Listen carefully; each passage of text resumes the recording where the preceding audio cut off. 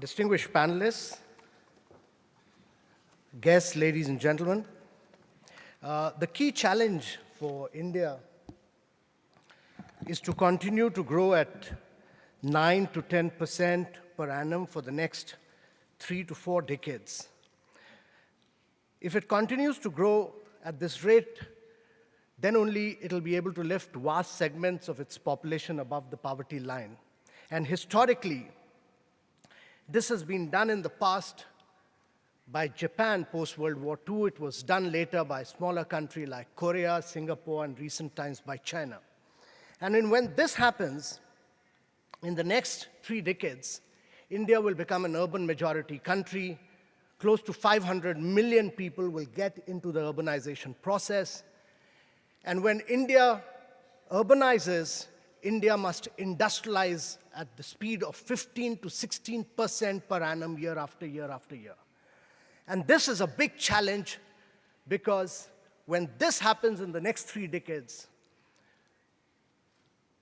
70% of India's population will be below the age of 35.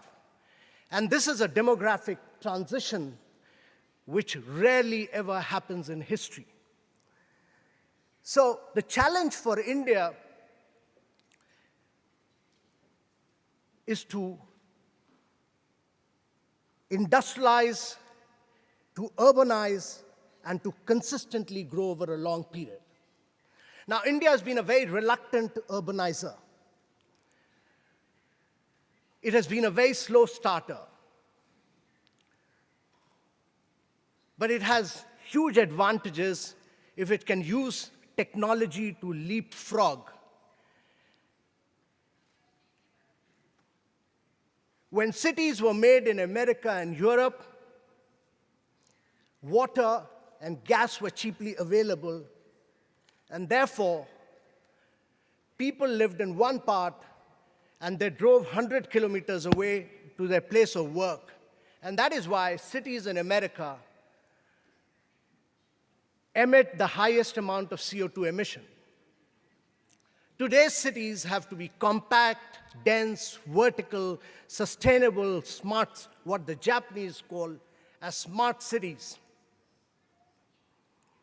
So in the next 30 years, in the next 3 decades, Indians will be creating a completely new India.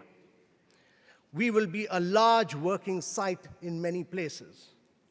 And when this happens, it's very important that Indians work in partnership with Japan and use Japanese technology to advance and grow. The Japanese companies, each one of them, whether you look at Mitsubishi, Toshiba, Hitachi, Kyocera, Solar Future, Sharp, each one of them is technology and outstanding company. They are amongst the world's finest companies in terms of technology. But there are two important things we must recognize. That when the rest of the world was being made across America, across Europe, across Asia, across Japan, everything was being made under a format called EPC contracts. When Indian infrastructure will be made, 70 to 80% will be under private-public partnership concept. And private-public partnership is all about risk-taking. Risk taken by those who are best equipped to take risk. And therefore, the Japanese companies must take more risks. And Japanese companies must learn to manage their bottom lines to be able to compete in countries like India. I'm a great friend of Japanese companies. I work very closely with them. I'm also a great admirer of the Japanese technology. And therefore, I strongly feel that it's very important that for Japanese companies to become a very major player in India, we must see what has happened in the last 2 decades. When I was growing up, we were all very familiar with Japanese companies. We grew up with Japanese products. In the last 2 decades in India, you must look back and see that in the infrastructure sector, 70% of India's power equipment is coming from China. 80% of India's telecom equipment is coming from China. And the Korean companies, LG, Hyundai, Samsung, in the branded products have penetrated the Indian markets. And I say this as a great friend of Japanese companies, that the Japanese technology is much better, much more durable, and none of the Chinese and Koreans can even compare with the Japanese companies. And therefore, to be able to manage bottom line as far as cost is concerned, it's very important that Japanese companies relocate their manufacturing bases to India, work in partnership, work in joint ventures with Indian companies. And once manufacturing shifts to India of Japanese companies, the cost will automatically fall because Japan has become a high-cost economy. I think the second key issue is about financial package, which will make funding more efficient and enable Japanese companies to participate competitively. And I'm saying that access to long-term debt for Japanese companies, particularly in rupee terms, Japanese companies must be assisted by METI, by the Japanese government to provide long-term debt lending to aggressively bid for infrastructure projects in India to be able to penetrate in the Indian market. This is very important because Indian infrastructure process has just begun, and India offers a very large domestic market base.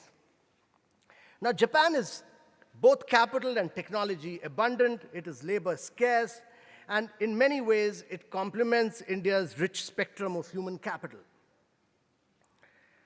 India's strength in its software sector lends synergy to Japanese excellence in hardware sector. Japan's small and medium enterprises have started to discover India as a new growth market, and several industries in Japan are in their sunset phase. And they must, to my mind, look at skilled labor in India and relocate to India where they will be able to produce at reasonable costs. I also feel that Japan and India must work together to counterbalance in many ways the growing influence of the Chinese penetration of markets across Africa and Asia.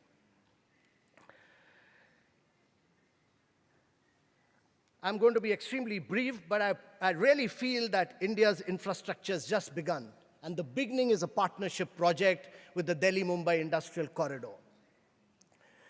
I think we have a lot to learn from Japan, and a great experience of Japan is the Delhi Metro project. We are great admirers of the Japanese technology.